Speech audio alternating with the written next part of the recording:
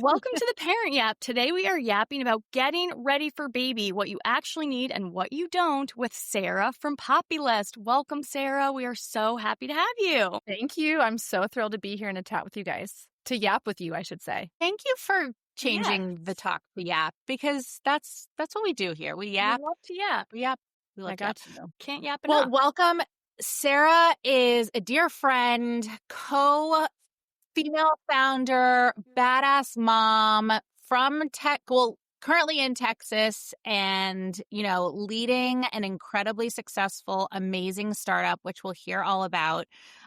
So actually, let's just dive in. Why don't we do a quick intro, Sarah? Maybe just tell us a little bit about who you are, what Poppylist is in a nutshell, and, tell us about your family. Sure. Okay, thanks. I'm Sarah, for those of you who don't know. I'm the founder of Poppylist, like Maddie and Emily said. I live in Austin, Texas with my family, my husband, Scott, and we have two girls, Amelia, she's 6.5, and Zoe is 3.5. Zoe's in a Montessori school, and Amelia just started first grade this year. So we are very busy. We've got ballet, and we have swim, and we have a NASA class on Tuesdays, and we are all over the place. Isn't it cool? Tell us about NASA class. Yeah, wow. Her school has the coolest enrichment programs, my first grader. And on Tuesdays, which is today, that's why it was top of mind, she has a NASA program from 3 to 4 where she's learning about the solar system, which is pretty cool. That is incredible. I thought So James last had night, cool- we spent time talking about the full moon. So anyway, it's pretty cool. She probably taught you a little bit about the full moon, because Yeah. that's very cool. I I thought know, James very was cool. He has magic after school Love and that. chess, which I think is like We very good were to so learn. close to signing Amelia up for chess too, but she chose NASA. That's awesome. I would Very choose cool. NASA over chess any day. Sorry, chess. Yeah, fan. definitely. Take me to space, baby. I just love the options for these kids. So I know. It's very cool. cool. I love that they're using their brains in different ways. Well, isn't it crazy to think about that in like a pretty short generation, we're all around the same age, and like my after school activities were like chess, but like home ec, sewing, which great, all good things still. Everybody should learn those skills, but like I love how they have all this cool creative stuff now. It is very cool. I don't even remember having any after school programs. I just remember waiting at the park outside my school until my mom could come get me. Sometimes that would be like for an hour and I would just play. Those were the days. Maybe man. not in elementary school, but I definitely remember that in middle school. For sure. Oh my God, what is after school, middle school? I don't even want to think about what I was doing. Carry on. Okay, so Sarah, tell us, thank you for that share. Tell us a little bit about Poppylist. Okay, so Poppylist is a simplified baby registry platform. So we are universal, which is table stakes. You can add any product or service from any online store to your baby registry. So if someone wants a Joy membership, that can go on their baby registry and someone can gift that to them. It doesn't have to be a physical product. Like I said, it can also be a service. A few things that make us really different, and I will try to keep this really concise. One, when someone buys you the high chair off your baby registry, they are technically just securing it for you. When you are ready to have that high chair shipped to your house, you initiate that process. So you decide when and where your gifts get shipped. Right before you initiate that process, you can change your mind. Maybe you got a hand-me-down in the interim, or you've literally just had enough time to think about that item. You're like, you know what? I just don't want this anymore. You can opt for the cash equivalent instead.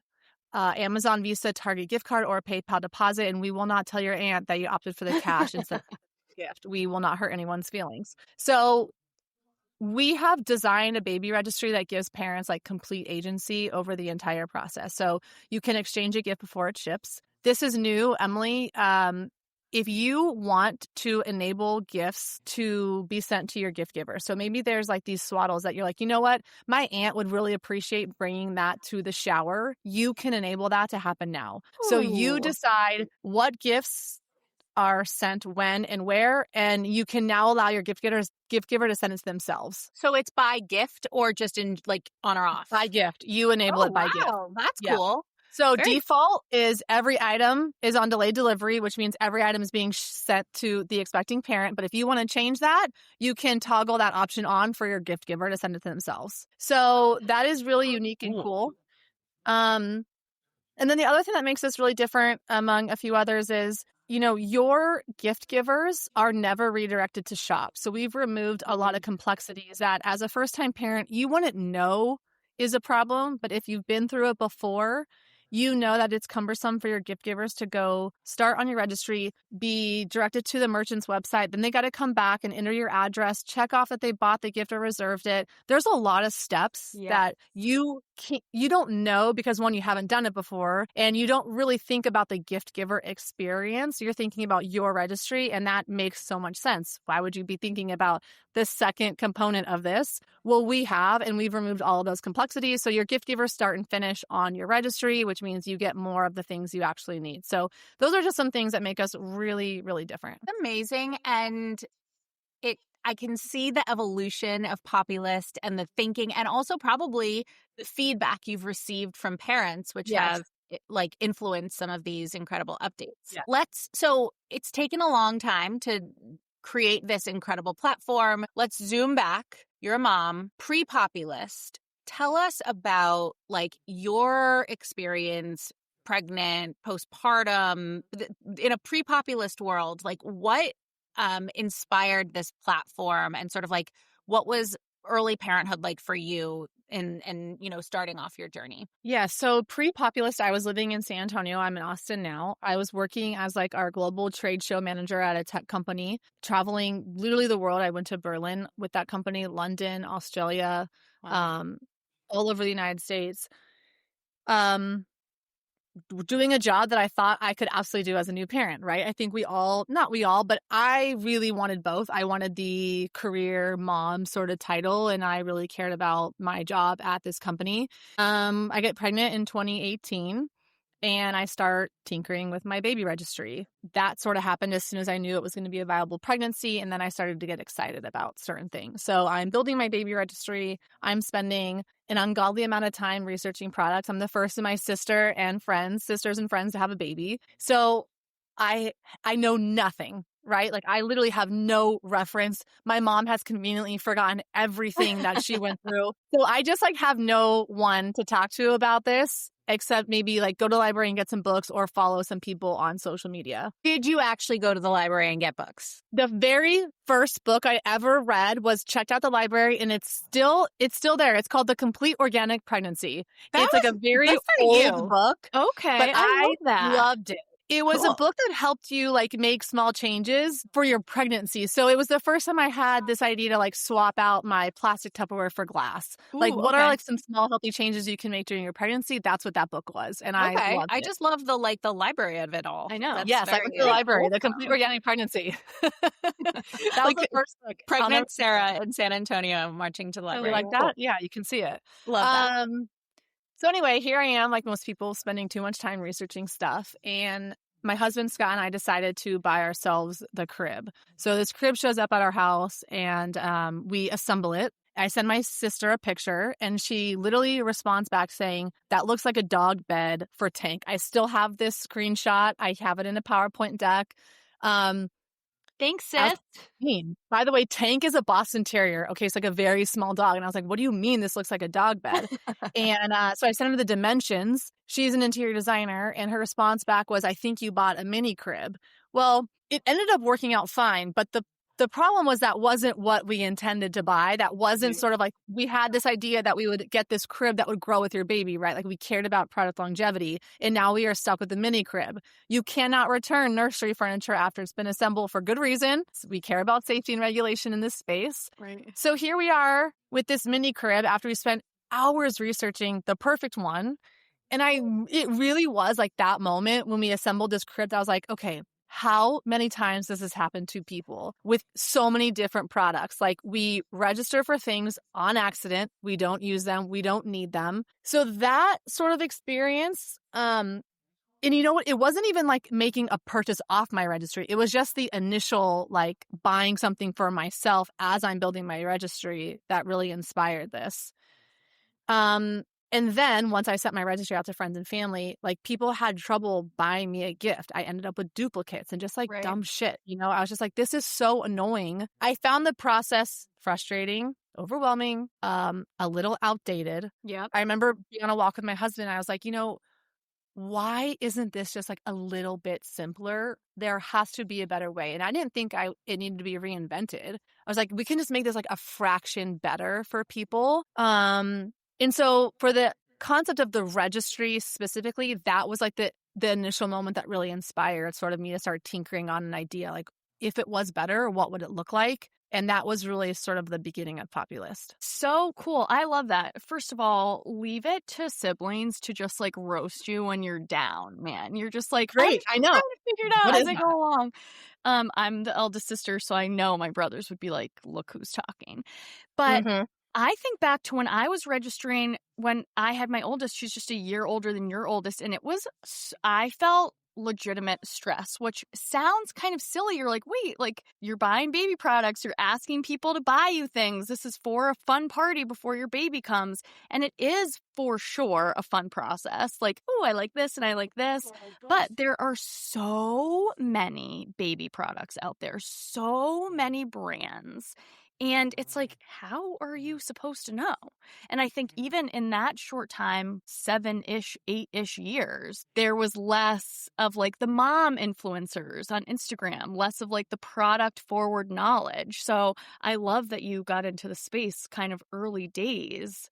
And have made it so much easier for parents. Yeah, thank you. And then, yes, there is so much stuff. And I think we are still trying to solve for that. I don't want to say every, but like most baby registry companies, it's like this mass of sameness. It's like, here's everything, you figure it out. We are trying to do the complete opposite. So we started out with this parent type quiz that really curated like, your foundation of like 42 products. Hey, you seem like you are this parent type. If you do anything, add these products and then go have fun and add more stuff. But like whatever you do, we recommend this for you. And so we've actually like sunsetted that quiz because we're getting ready to relaunch some like really high touch curated experiences for people that will launch in November. So we don't want to be like every registry. Like we want to have virtue in things that we don't have. You don't need the inside of your registry account to be littered with stuff. Like I want you to create a registry with Poppylist and sort of take this moment to be like, okay, this isn't as scary and daunting as overwhelming as I thought. And there is a trusted provider who isn't pushing a million products down my throat because they're being paid to do so by all of these brands. We can help sort of be your North Star. This is really like internal jargon, but we say that we recently say that we are perfectly underwhelming.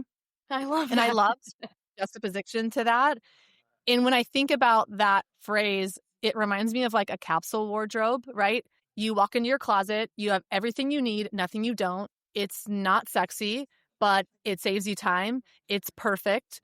You have everything you need. You're going to walk out of that closet feeling confident and you're going to be looking good. Like I sort of like that concept when I think about our registry experience and how we are evolving for people. That's what I want them to feel like. It's so interesting because I think as new parents or as a pregnant first-time parent, you kind of don't know what you don't know, right? So the gut instinct might be to just overdo it and just over prep and just add more.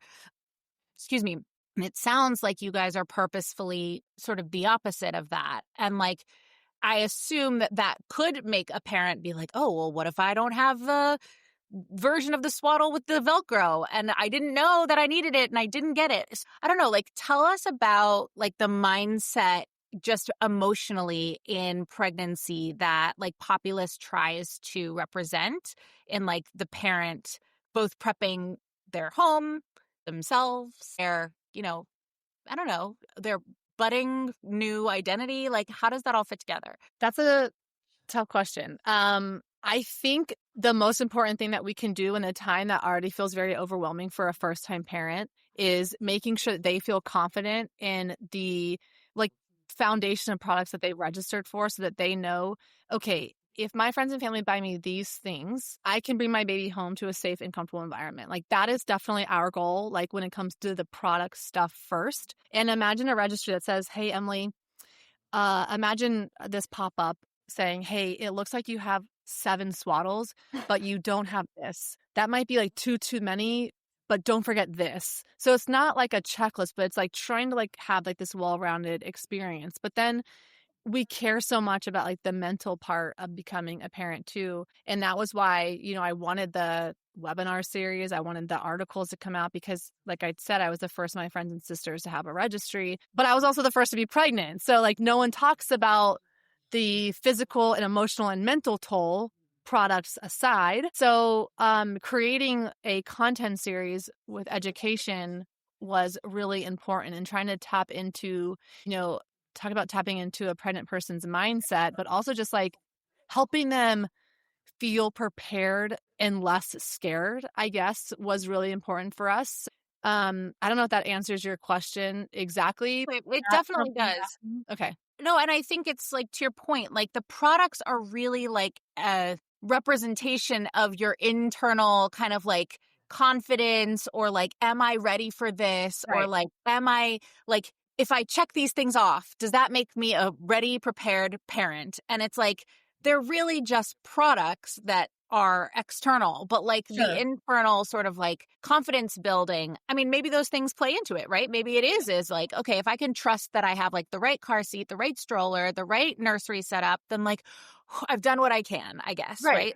That might be. So much about being really. pregnant for the first time. I feel like we're pregnant anytime, but definitely for the first time, if you're the first in your family and first of your friends, is for many women, the first time you have felt truly out of control. You have no control over what is going on, sometimes for the first time in your life. And I do think, I love how you just said that. I'm like, these products sort of give you a little piece of that back. You're like, okay, I'm checking things off the list. And I love that Poppylist is like, okay, yes, definitely swaddles, but what about this? Because there were so many things the first time. I remember I like sent my first registry out to my friends, and they were like, you didn't put a wipe warmer on there? And I was like, you have to warm the wipes? What? Oh. Like, spoiler, you do not need to warm the wipes.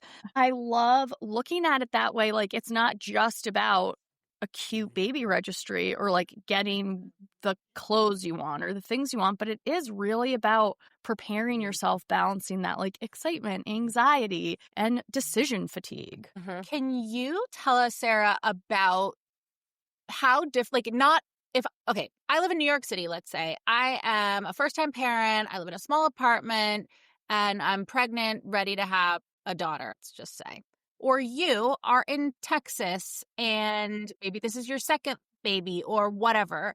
Like, how does your location, your sort of like parenting style play into the choices you might make as you prepare for your child? I mean, I think it plays in so much. And so that's like some of the curation stuff we're building. And if you were to pay for Poppylist Concierge, we ask you those questions. And Emily, you're very familiar with that experience. So all of that matters. And I think, if you are in a metropolitan city and you live in a high rise and your baby is being born in the winter, Right. and you're going back to the office after leave, all of those things matter for what you register for. You have to think about, what's the storage like in your house? What is your mode of transportation? Oh, you live in New York City. Well, are you driving a car? Are you taking the train? Or are you taking a taxi? Like, I think people forget about like their lifestyle when they think about building their registry that we want to help them solve for. So, and I love to talk to people about like, hey, don't register just for like the newborn phase. Like, what's happening 6 months to 12 months out? If you are going back to work in an office and you're not a remote employee, you are going to need things that another parent doesn't need. You're going to need the cooler. If you are pumping or combo feeding, there are going to be tools that you need to help support you when you're in the office. Like, I don't want people to forget to look a little more like forward thinking. What is your life going to be like when you have to go back to work? And what can you register for to support you in that transition too? Not just like the newborn onesies. So I think that's really important for people to consider when they're building their registry. Like, can you sort of build it looking out like 1 year out? And That's a good tip. I think 1 year probably, right. Because beyond 1 year, who the hell knows? Who knows? Anything could change. Anything could happen. And but I think 1 year is a really good time frame. That makes a ton of sense. And will help to provide variety. And to your point, like the actual, like maybe the Duna as opposed to the Uppa Baby Vista makes more sense Yeah, for you. sure. If that, whatever. Sure. What about like products aside? Like what is Poppylist? And I'm saying this because I know there are many things. Like what are some services or platforms or, thinking in terms of like parent support postpartum? Like what are some other things that parents should consider like product, after the products? Yeah, sure. I mean, services or just like things that aren't physical products. I mean, okay, if you have dogs, you shouldn't be walking your dog, and maybe you don't have a partner that can help with all of these things at the house. Like maybe this person has to go back into the office right away, or maybe you are having this baby on your own.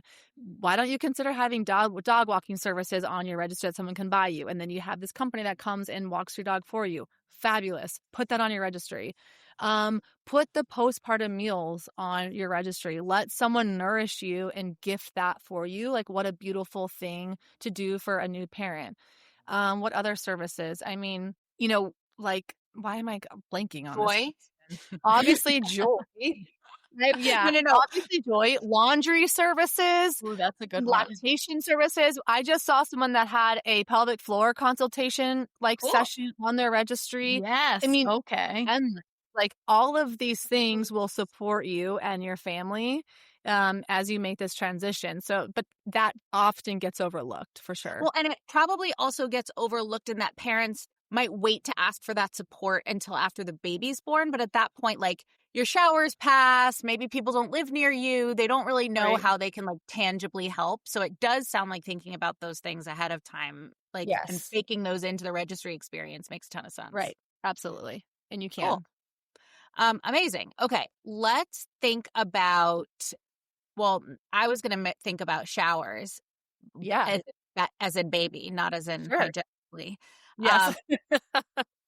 Because, well, I have a pregnant sister, so I am in the moment of trying to now plan for someone helping her to plan for her first baby shower. I can imagine baby showers are still a thing, but if they're not a thing, tell me. But assuming that they are, like, first let's walk through like what does the antiquated baby shower look like, or what does like baby shower like V1 look like, and how do we want to how does Poppylist think about redefining or reshaping the future of baby showers? Our company, we're working towards like a V2 of baby showers, which is like more about utility and support and less around gifts. And because the gift giver isn't always sending themselves the gift, they're not showing up to the shower with like a physical thing anymore. However, there's an entire generation that still wants to do this. I see the expecting parent moving away from opening up gifts in front of their guests. Like, I feel like that is the antiquated, sort of like old way. But Everyone gathers around. there are some people who still want to do that. It's like, we need to give them the option, and that's great. But that is definitely the traditional baby shower. But what we're seeing more and more of, like I said, is moving into like these really beautiful moments with your friends and family that are about support and utility. So some of the things that we're seeing our customers do for their baby showers, and maybe this will give you some ideas, Em, for your sister, is we are building our baby's first library. So everyone is bringing a book that they have signed instead of the gift they purchased. So yes, now this person is being overly generous and providing a second thing for you and your family, but it's really special, and people love to show up with something. They really don't want to be showing up to your shower empty-handed. So there's like one really unique thing that you can do for them. Some of our Poppylist parents, I love, get all of their registry items sent to their house before their shower, and they have their friend or their mom or their mother-in-law help them set up the nursery. And we just had this customer basically put tags on all of the stuff with names of who the person is that bought person. So they took them on like a little nursery tour, and I know that their customers loved being able to see how their item was going to be used like in real life. So that was fun. It was like a little nursery reveal at the baby shower. We see diaper raffles constantly. I don't think that will ever become antiquated because you will go through every single diaper. So it's a diaper raffle.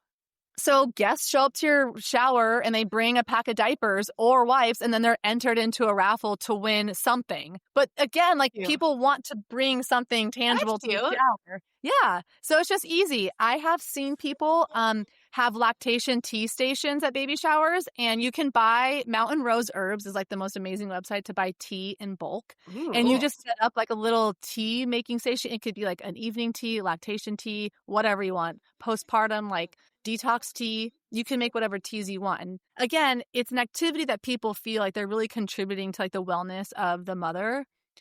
Another thing I've seen people do at showers, and then I'll stop here, but making like these postpartum meal bags and like gallon Ziploc baggies. So you basically show up to the shower with a frozen meal. You write the expiration date on the bag, not the date that you made it, so that no one has to do math when they're in the new mom fog.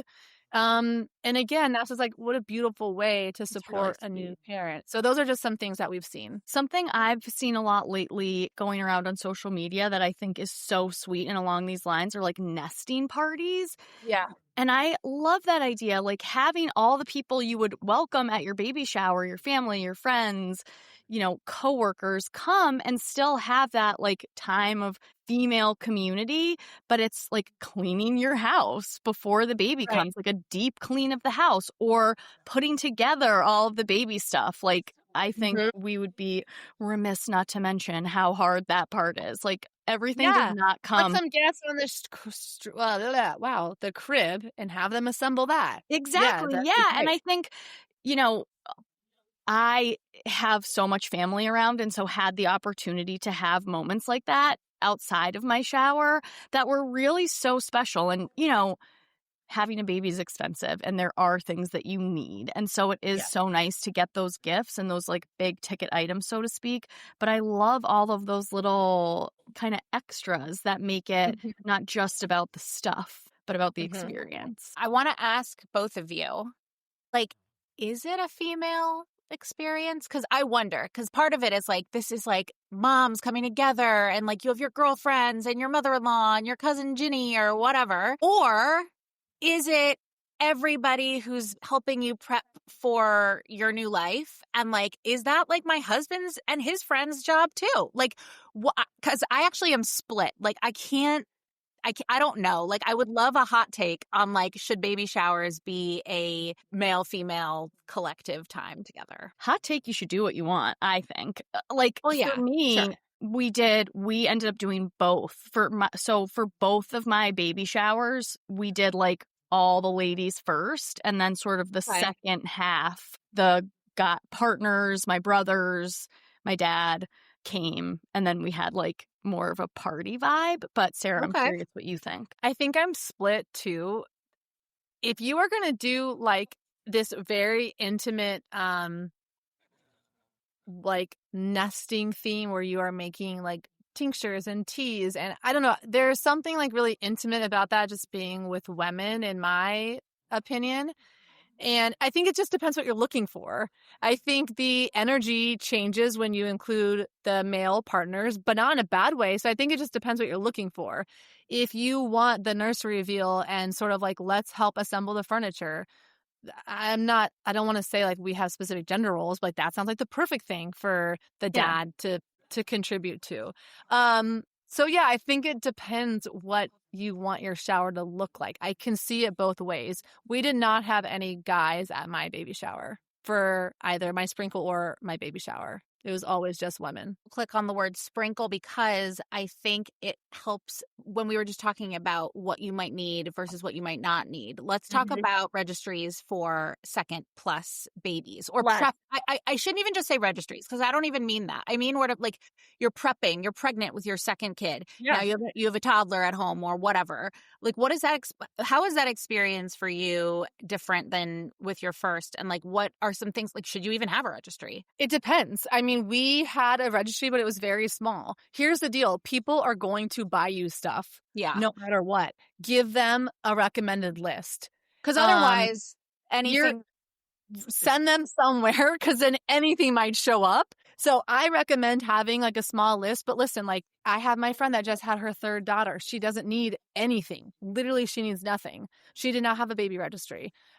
We had a small one for my second, but I registered for stuff that supported me in also the toddler phase. Like I put some stuff on my registry for Zoe, my second baby, that supported me being now a mom with two. Like I put you know that thing that goes on the back of your bike, the little trailer? Yes. I put that in the baby registry because I knew Amelia could sit in it, and then Zoe could join her as soon as she was like strong enough and could hold up her neck. You know, I got the jogging stroller with 2 seats. Like I thought about what can I register for that could now include my toddler. So I sort of like to think about that if you are a second or third time parent. And then obviously if it's a different gender, you might need to register for other things if you want color specific stuff. So, but a sprinkle, for those that don't know, is usually a smaller version of a baby shower for a second or third time, fourth time mom. Dad. Yeah. And you're still going to be needing the same meal services. You're still going to have like postpartum supply needs, right? Like there's still all of that. Absolutely. Yeah. Sarah, Another crib. Your baby's still in a crib. Like, there's going to be things you need. So you might as well give people a place to start. I love how you mentioned like people are going to get gifts no matter what. So send them in the right direction. That is the advice that I have given so many people and like my younger cousins. I'm like, don't feel bad. I felt this way too my first time. It's like, oh, I feel guilty. This is so expensive. And it's like, no, people are going to buy. People are going to spend the money. So get what you want and not, 20 of the same cute onesies from Target, which are nice to have too. But it's, like those things, those bigger ticket items, people like to give you. Yes, they do. You talk to a lot of baby companies, a lot of like brands. Like, can we run through some categories and can you give us like the recommendation of like your favorite blank? Oh, okay, sure. Oh, like can we? Yeah, sure. Like, okay. Or like it doesn't even have to be a brand. It could be like onesies that have zippers because XYZ. You know what I mean? Like some version of the thing. Because I feel like you might. Okay, we'll do like a speed round that is not so speedy because take your time. Okay. What is your favorite nursing gear product? My favorite nursing gear product. Okay, I love the We Are Amma nursing cover because it looked like a beautiful scarf and it made any outfit look elevated. And I used like the oatmeal colored one. I like that as like a nursing cover. I used with Zoe the handheld breast pump, Moo, MUU is the company, is like suction, and the handheld Haka. Yeah. And the Silverettes saved my nipples when I was nursing. A couple people recently actually mentioning them. I never used them, but I use them with both my daughters. Yeah. Really? Huh. So the sterling silver has like antimicrobial properties that help heal your nipples if they get cracked or if they're just really sore. Yeah. And they worked like they were amazing. Okay.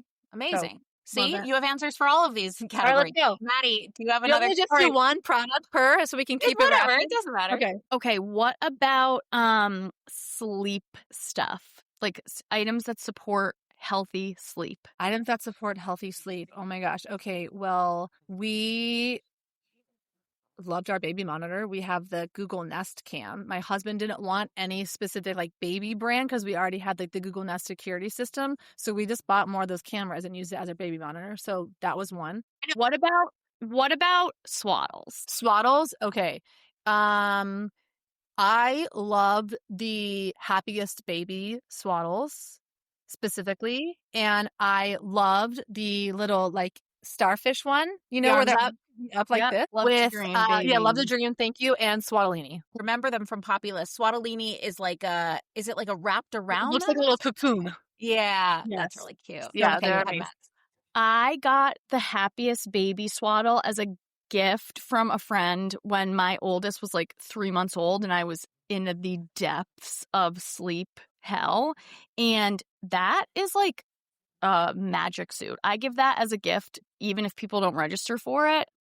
I think we tried every single one between both of our kids easily. Oh my gosh, it's the best. I love that thing. I wish they made it for grown-ups. Like, I want one.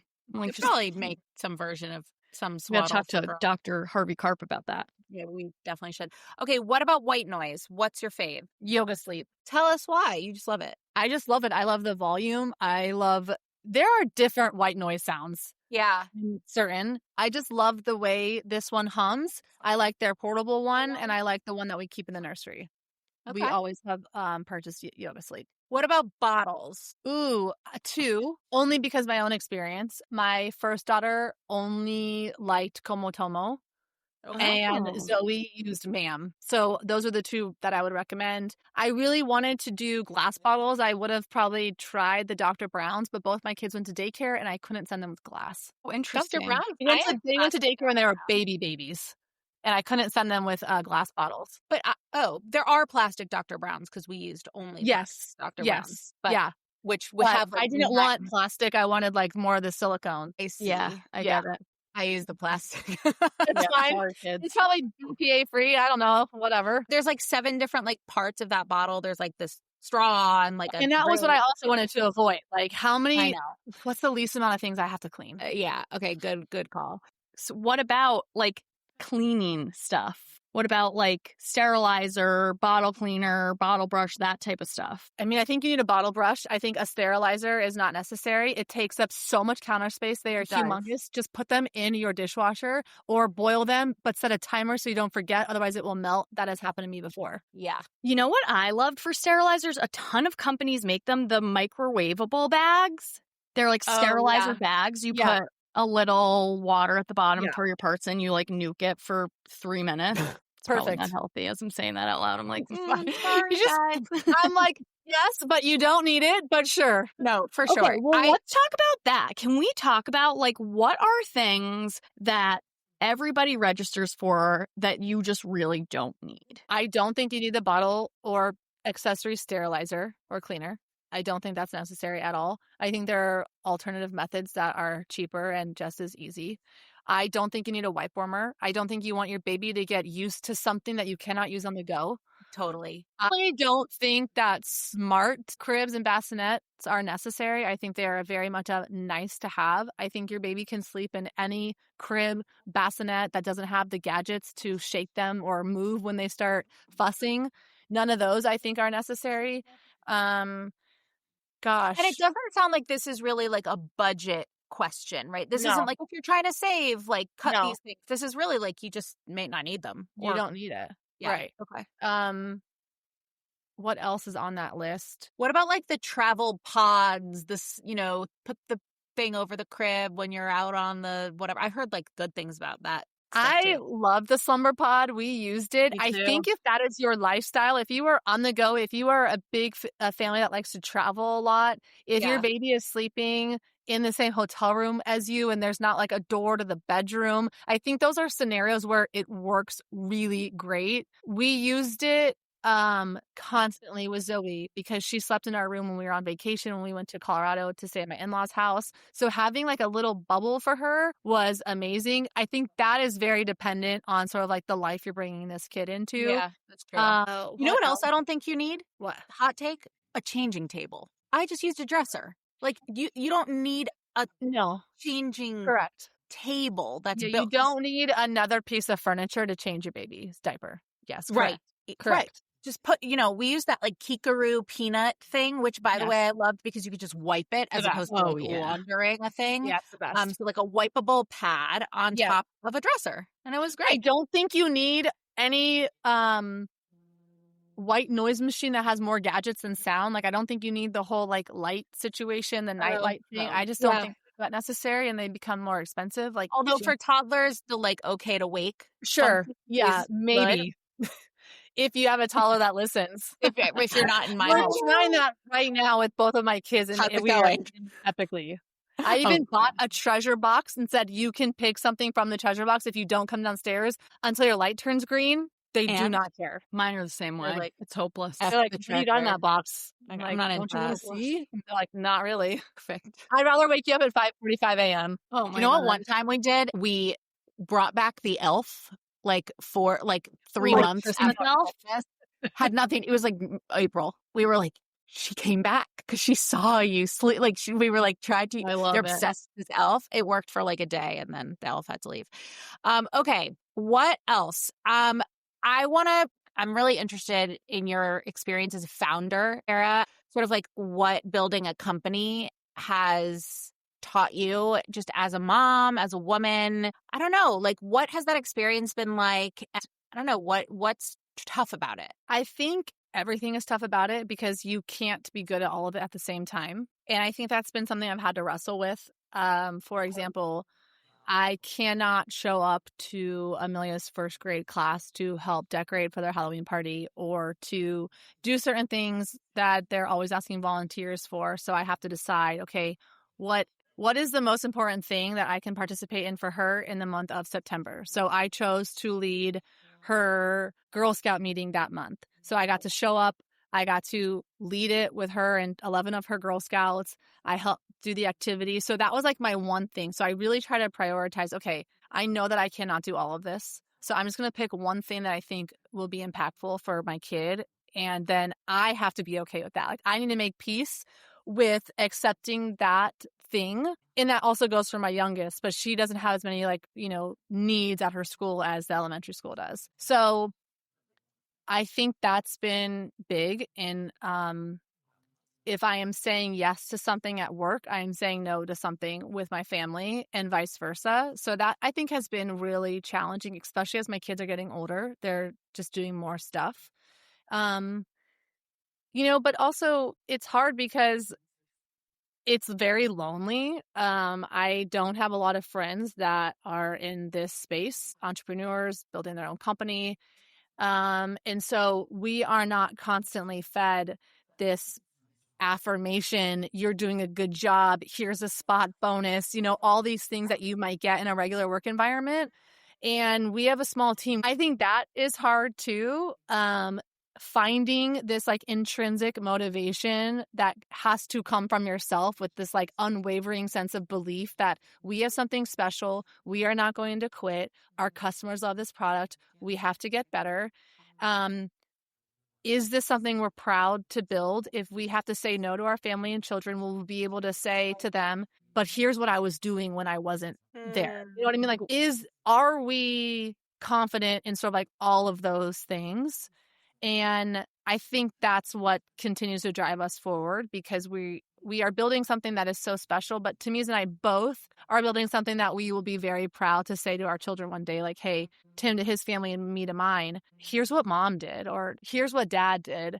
And I'm willing to sacrifice those things right now because I want my kids so badly to think and to know if you have an idea, well, the world would like to see what that is and what can you do to see if you can make it come to life. That's sort of, I don't know, it's long-winded, but that's sort of who we are today. That is so beautifully said. I hope that so many moms, working moms and dads out there take solace in that nugget because something Emily and I talk about a lot with each other and supporting each other as working parents. I think it is so hard to make those sacrifices, but looking at it that way and reminding kids that like you can do anything is so powerful. Right. Right. And I think having this experience, as you guys can appreciate, working at a very fast growing startup it requires you, and I think for any working parent, to be really disciplined with your time and the things you agree to do. Whether that's on the weekend or during the week. And so I think also my husband and I are on the same page in terms of like what we're able to give. We cannot say yes to 3 sports. We are not in that phase of life right now where we are willing to take our kid from ABC after they've just spent 8 hours at school. We don't have the energy and I don't want to make my kids do those things. This is like a little bit of a tangent and not that important. But I think what I'm trying to say is my husband and I had to get on the same page as a family. Brene Brown, have you guys like listened to that thing that she talked about? Like, she basically says something like, she will tell her husband that like she's at 70% and he's at 30 kind of thing. So then she does the extra thing and he doesn't have to do it. And they communicate based on like percentages of like their battery. Like how much available how much do you have to give at this yeah, moment? exactly. And if you can only give 40, someone else that might have to make up the rest because you Right. can't do more I feel like there was like another really interesting thing that she said about, I'm going to find this clip Hold and on, just I'm send gonna to you look it guys. up real quick. You guys keep talking. But she basically talks about like, if she has 4 book tours and her husband has 3 work trips and their kids have 6 soccer games, they all need to give up something to make it all happen. Like she needs to not go on 2 of the 3 and he has to cancel 1 business trip and they're not going to make this Saturday's game. Like they all have to give up something to make it work for their entire family. And I think that was sort of like the premise of what she talked about and I loved it. I'll look for it too, Maddie, but I just found anyway. that you explained it so well. She talks about the Okay. 50-50 rule, that parenting and partnership is never 50-50, that sometimes it's going to have to be 80-20, sometimes it's going to have to be 70-30. And that is, you shouldn't be striving for 50-50 because then nobody is getting what they need. Nobody. And the only way Poppylist works, and the only way this works is with Scott's support. And I feel like the partners of founders don't get enough credit. And like it doesn't work without my husband Scott or without Tamise's wife Sonia. Like it just doesn't work. So That's awesome. I love that. doesn't work without Nick. Fine. Fine, Nick. Okay. we love you, Nick. We do. Probably heard you. The way that I think about when somebody asked me the question about like the work-life situation, I like how you said it better, but the way I've been thinking about it is like I try to. It's actually probably really unhealthy. I try to say yes to most. So like it goes like this. I will to the Halloween decoration at noon, but I will also take a work call at 10 p.m. So like and not that you just add on, but like I try to live in a world where it's not like my hours aren't defined by like a role. I just sort of like am able to fit things into the context of life. If I have to get on a work call on a Saturday, I'll get on a work call on a Saturday, but I'll also get my hair cut on a Monday. So like I just try to include everything in its own.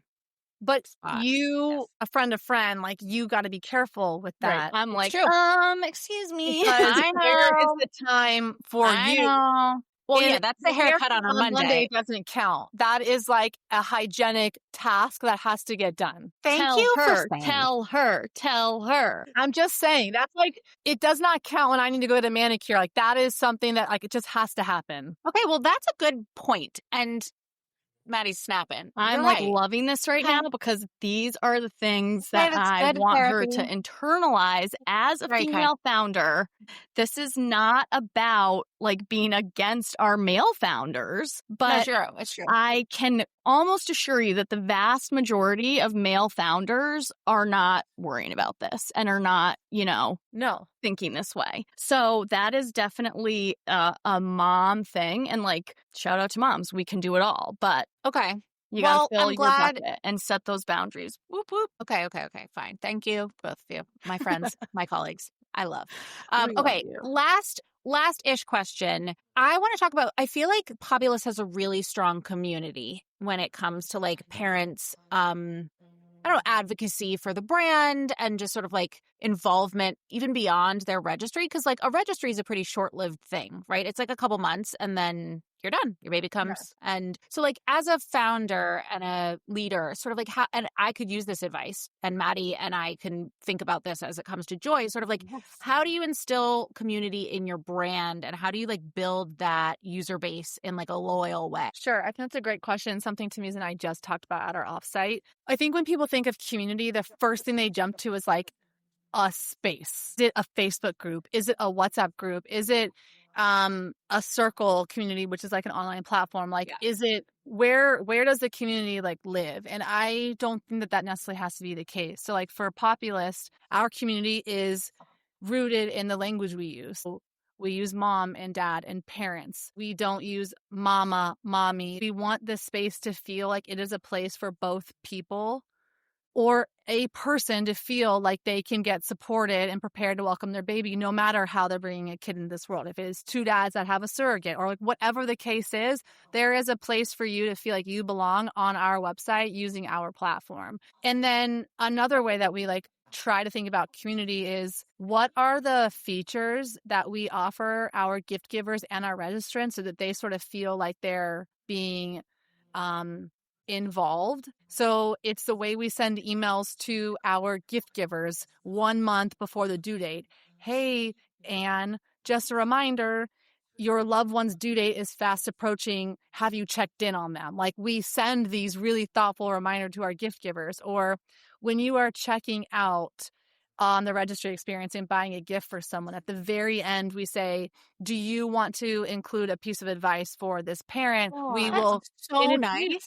Do you want to we will compile it for them at the end, like close to their due date. I know.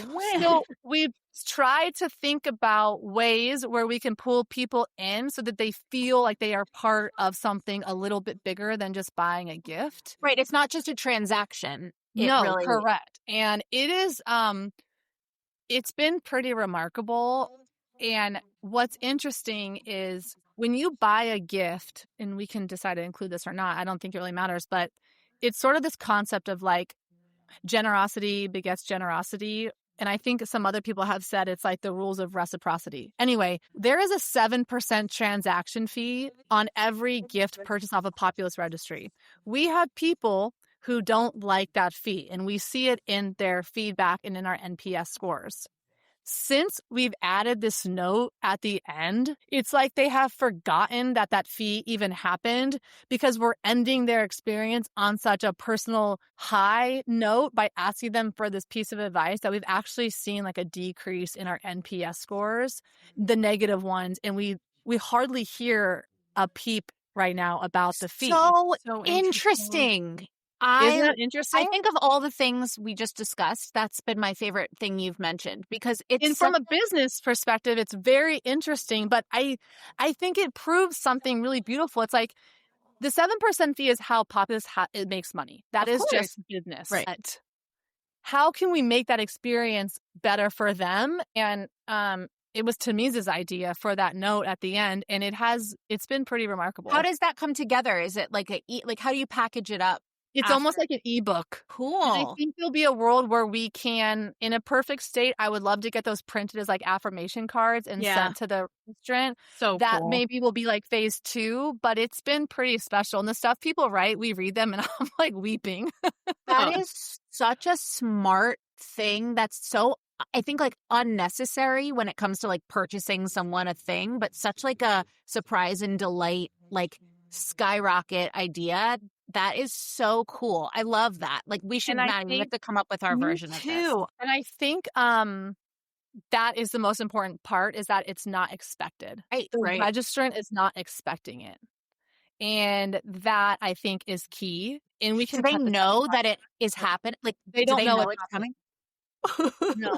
They don't know it's coming. Stop, man. So you guys both, because you are in the service industry and you guys have so many things like this that you could do, you guys both, I'll send you the podcast episode. It is with the owner, the guy who used to run 11 Madison Park, that Michelin restaurant in Manhattan. You guys have to listen to this episode that he was just on My First Million. It's called Unreasonable Hospitality. I have listened. And you've listened to it? Yes. So the company I worked for before Joy that I still consult for is a co-working company. And the CEO is a fellow bad boss mama. And she gives every single new employee of Work Bar that book, Unreasonable Hospitality. And so when that came out, everybody go listen to the podcast. It is unbelievable. And I think you guys will be so inspired to figure out how you can apply the principles to Joy. I've seen some mini documentaries about 11 Madison Park and that guy. He's like the owner. They like go to ask people at their tables, like, what's one thing that you've always wanted to do in New York City? And then they like go while they're at the dinner table and like get the guy the thing. It's like so great. It's so good. Will Gadara is who they interview on the podcast. But anyway, I think you guys will really like it. Yes. I love that you just brought that up. That made me feel so like all the mom CEOs come together. All right. What it's all about. It is really important, especially in the parent world, I think. Okay, what a good answer to the community question. I love it. Okay, Mads, lead us in our... Okay, so Sarah, we wrap up our episodes with a little slogan for each episode. So something like yapping about baby Preparing. registries, where It's always like where the this is this and the this is I know. this. I didn't do my homework. Usually I try to think of some ahead of time to get the blood flowing. Okay. Like we said for yapping about fatherhood, like where the hottest dads are the present ones. Like that. Yapping about baby registries. Where the populist parents are the most prepared. Pew! That's perfect. Check it. I don't know. We really should prepare these, Maddie. It's hard to put people on the spot. I like where the populist parents are the most prepared. All right. That's what we're signing off with, ladies. Sarah, thank you so much for being with us today. We were yapping about the baby registry where the populist parents are the most prepared. That's it. So thrilled to see you and have you in our community. Amazing. Thank you guys both so much. This was so take much care. fun. Talk to you later. soon. Bye. Bye.